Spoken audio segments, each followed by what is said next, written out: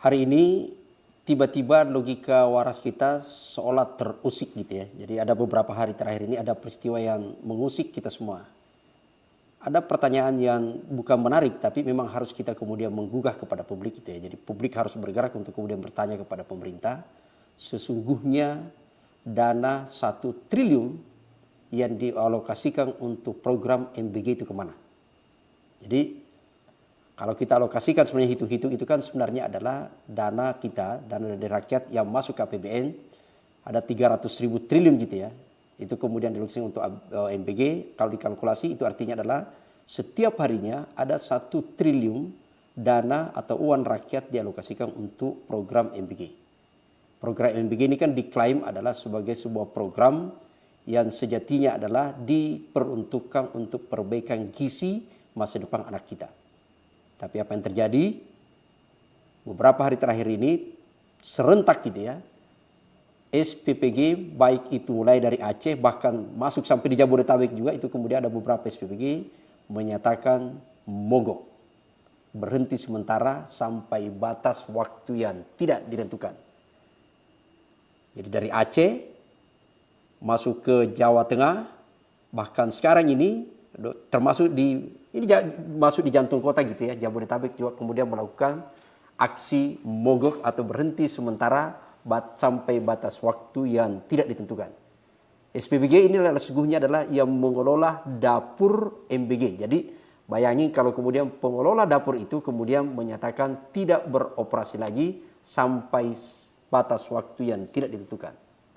Teman-teman sekalian, mereka ini mogok bukan karena harga gas LPG naik atau ada karena faktor lain yang selalu diklaim oleh pemerintah adalah karena faktor global, tapi karena berdasarkan pengakuan atau informasi yang kita coba telusuri gitu ya, ternyata dari ratusan SPPG ini menyatakan mogok atau berhenti karena memang dana operasionalnya selama ini adalah belum dibayarkan oleh pemerintah.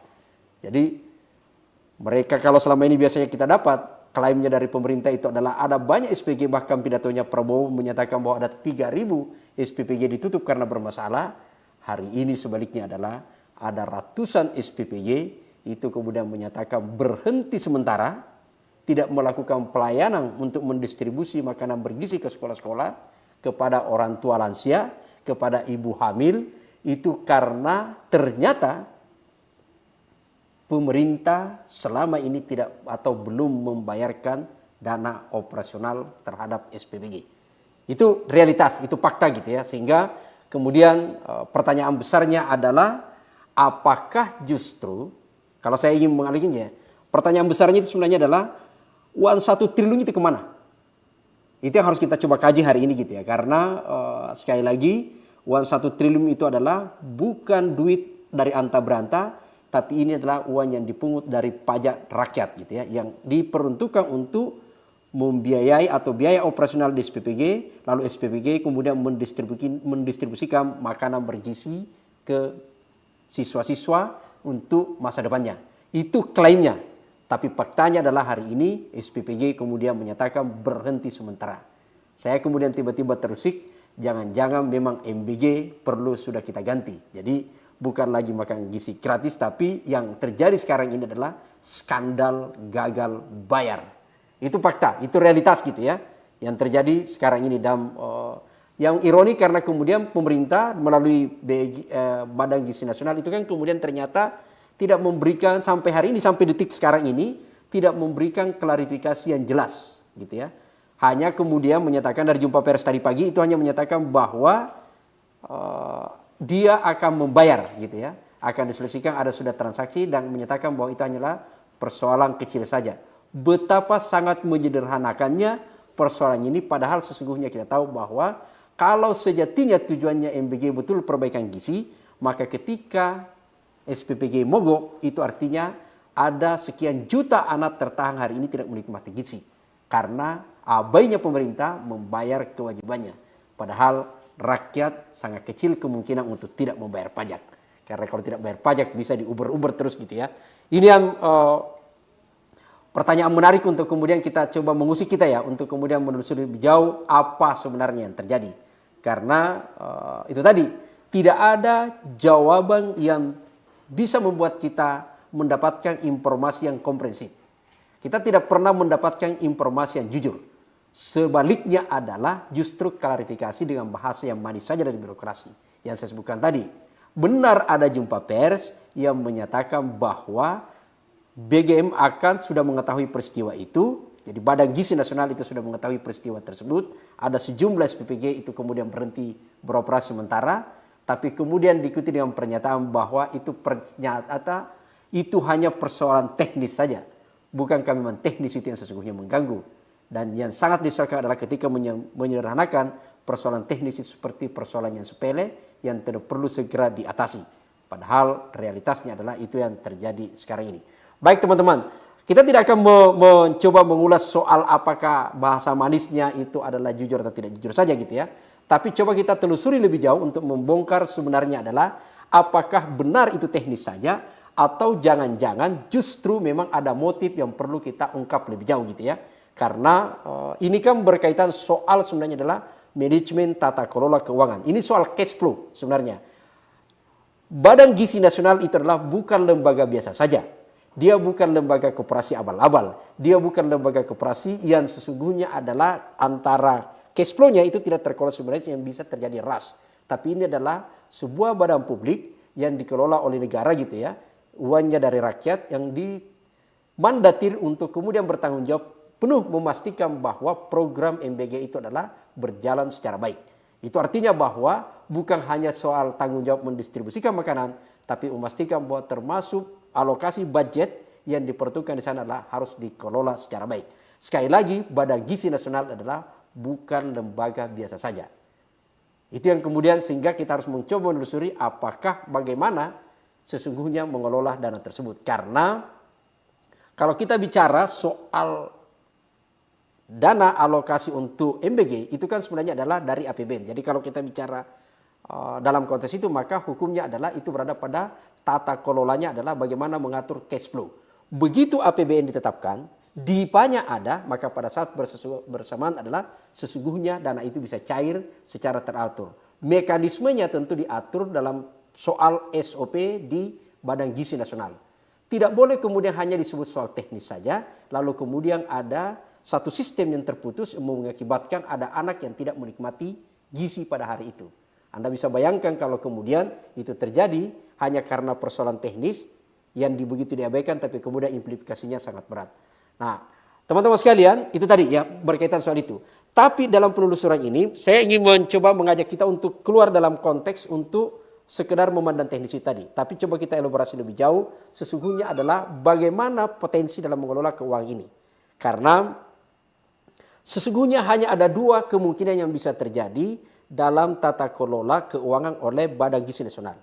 Pertama adalah, tadi saya sudah jelaskan bahwa Badan Gizi Nasional itu adalah bukan lembaga biasa saja, yang tentu kemudian kita bisa memberikan pemaafan gitu ya, untuk mencoba memberikan toleransi bahwa mereka adalah orang-orang yang disananya karena ini lembaga baru, lalu kemudian kita nyatakan bahwa cara mengelola cash flow-nya itu adalah masih dalam proses tahap belajar.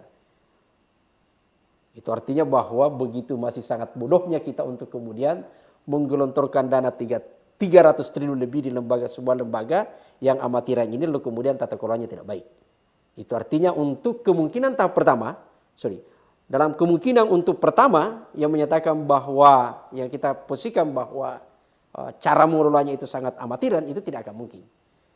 Peluang yang kedua yang bisa kita, ini ada agak persepsian negatif gitu ya, tapi boleh saja dan itu sangat potensial terjadi. Yang kedua yaitu adalah soal apakah terjadinya gagal bayar ini karena ada sebuah kejadian atau yang sesungguhnya adalah itu terjadi ada motif dalam kelola anggaran yang memang adalah abu-abu di belakangnya gitu ya. Ini sesungguhnya adalah banyak terjadi dan saya ingin mengelaborasi bahwa saya tidak langsung menuduh di bagian terjadi seperti ini di Badan Gizi Nasional gitu ya, tapi ini adalah fakta, realitas yang selalu terjadi dalam tata kelola keuangan kita. Baik itu APBN maupun APBD gitu ya. Yang biasanya terjadi adalah dana-dana yang harusnya ditransfer itu kemudian sengaja ditahan. Lalu kemudian ditempatkan di rekening tertentu oleh oknum tertentu untuk mendapatkan keuntungan pribadi. Itu banyak terjadi. Misalnya gini, Dana transfer yang harusnya ditransfer pada bulan Januari, boleh saja ada oknum tertentu memainkan untuk kemudian secara sadar dan sengaja untuk kemudian menunda transferan itu, atau bahasa sederhananya adalah pencairan kepada pihak yang harusnya mendapatkan itu, lalu kemudian menempatkan, memindahkan dari rekening induknya untuk kemudian menempatkan pada rekening tertentu. Rekening tertentu ini adalah bisa saja pribadi, bisa saja ada rekening penampungan dalam berbentuk yayasan atau dalam bentuk lembaga apapun yang sesungguhnya motifnya adalah untuk mendapatkan keuntungan tertentu. Dalam hal ini adalah misalnya keuntungan bunga atau likuiditas kelompok tertentu. Itu sangat terjadi.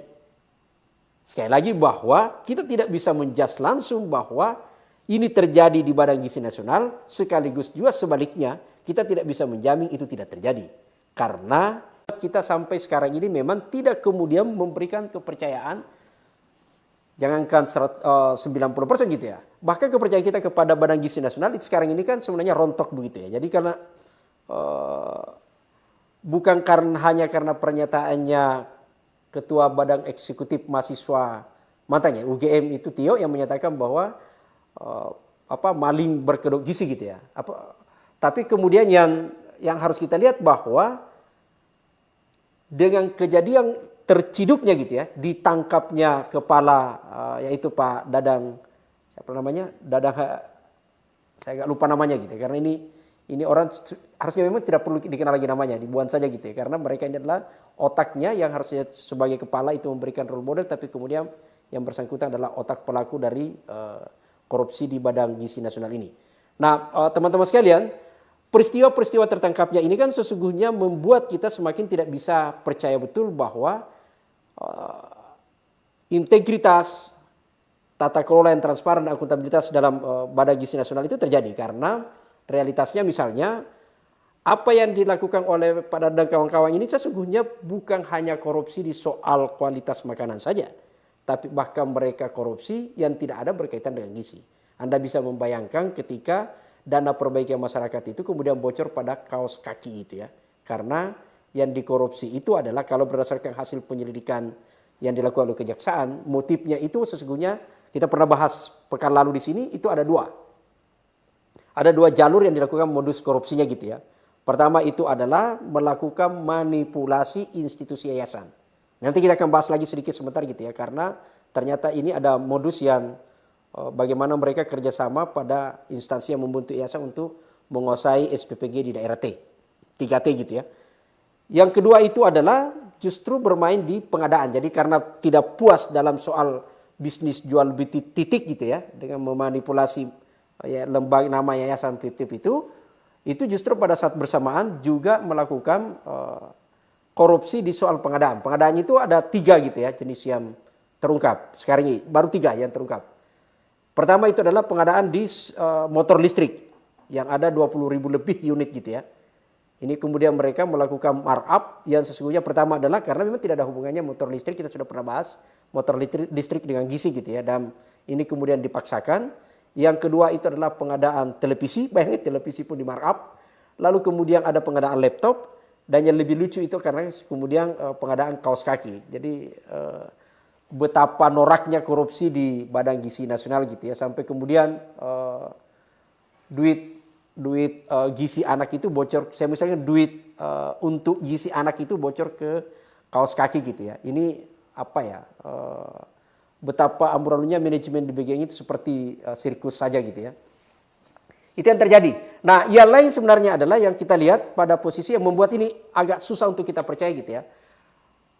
Ada juga pada saat 2 hari terakhir, bahkan kemarin gitu ya, terbongkar dan viral gitu ya. Ada satu pengusaha yang dari Sukabumi gitu ya, yang membongkar bahwa ternyata selama ini tuh mereka berinvestasi ya, bahasanya ya berinvestasi karena ada kontrak kerja gitu ya.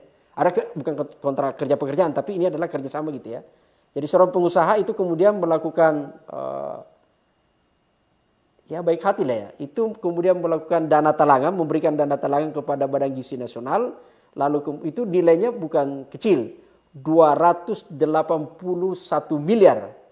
Bayangin ada seorang pengusaha di Sukabumi itu kemudian memberikan kepada Badan Gizi Nasional gitu ya, dana talangan 281, dan kompensasinya adalah itu akan diberikan 97 titik. Melalui untuk kemudian nanti dikelola melalui yayasan mereka gitu ya. Apapun namanya, ini sesungguhnya adalah ada dua hal kalau kita bicara dalam perspektif hukumnya gitu ya. Karena kok bisa ada padahal sebenarnya program untuk kerjasama sampai sekarang ini belum, karena ini kan dinyatakan murni adalah dana APBN gitu ya. Kecuali untuk kedepannya sudah menyatakan bahwa akan ada CSR, ada investasi menggunakan swasta dan macam-macam. Tapi faktanya adalah ada banyak SPPG yang sudah dibangun oleh para investor gitu ya. Dan itu kemudian sudah selesai, sudah rampung, lalu kemudian baru sekarang untuk minta menagih. Saya jadi teringat peristiwa di tahun 2000-an gitu ya. Ada banyak pekerjaan jalanan yang tiba-tiba dikerja saja oleh para kontraktor, lalu kemudian pada saat bersamaan selesai itu kemudian pergi mereka menagih. Padahal perbaikan jalan jembatan itu belum dibahas di DPRD atau itu di daerah-daerah gitu ya. Di satu sisi baik kalau seandainya itu adalah sedekah, tapi ternyata itu adalah cara tersendiri untuk kemudian menurunkan derajat tidak hanya partisipasi, tapi kemudian menerobos, bypass, menghilangkan kewenangan institusi lain yang pada akhirnya adalah akuntabilitas menjadi rendah dan bisa menjadi potensial korupsi. Bagaimana mungkin kemudian bisa 97 titik itu akan dikuasai oleh pengusaha tersebut dari Aceh sampai Sulawesi gitu ya. Kalau kemudian hanya karena berbenarkan itu 281 miliar. Itu artinya bahwa sesungguhnya yang bermain dalam proyek MBG ini adalah hanya lingkaran itu saja yang berduit. Jangan pernah bermimpi, makanya tidak akan pernah program MBG akan diteruskan gitu ya. Ini yang harus kita lihat pada posisinya. Fakta lain juga adalah karena selain posisi tadi ini ada pengusaha gitu ya yang saya sebutkan tadi yang seolah-olah dijadikan sapi perah gitu ya. Fakta lain juga kan sebenarnya adalah penunjukan titik itu menjadi bisnis dan yang lebih penting adalah karena keterlibatan para kedekatan politisi gitu ya. Saya tidak tahu apakah mereka ini juga ikut yang tutup. Misalnya di Sulsel itu ada anak seorang politisi gitu ya.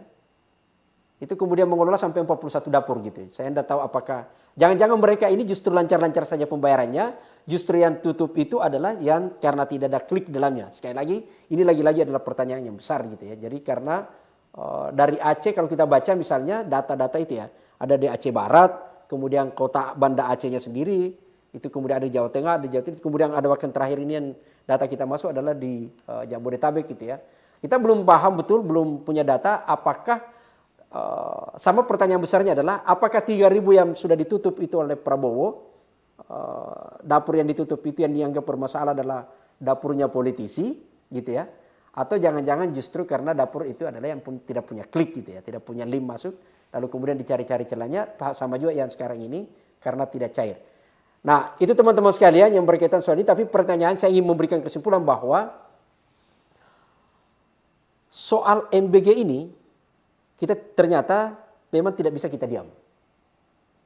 Selain karena sumbernya adalah uang rakyat dan jumlahnya sangat besar dan itu diambil dari uang dana pendidikan gitu ya. Jadi menyedot dana pendidikan 20% itu kemudian digeser masuk kepada program MBG gitu ya. Dan yang menjadi penting adalah karena ternyata di program MBG terutama di BGN ini kita tidak bisa menjamin integritasnya di sana. Tidak hanya yang terbongkar itu soal jual belinya adalah titik, tapi yang menjadi penting adalah berkaitan soal juga tata kelola cash flow keuangan mereka gitu ya. Tata kelola keuangan mereka seperti apa. Tidak akan mungkin ada gagal bayar karena mereka bukan adalah lembaga simpan pinjam. Tapi yang potensial terjadi adalah, dan semoga tidak terjadi gitu ya. Potensi itu belum tentu terjadi kalau kita diam. Tapi kalau kita diam, potensinya terjadi sangat besar. Semoga saja dana 1 triliun itu tidak secara sadar, sengaja ditahan untuk kemudian dipindahkan ke rekening lain.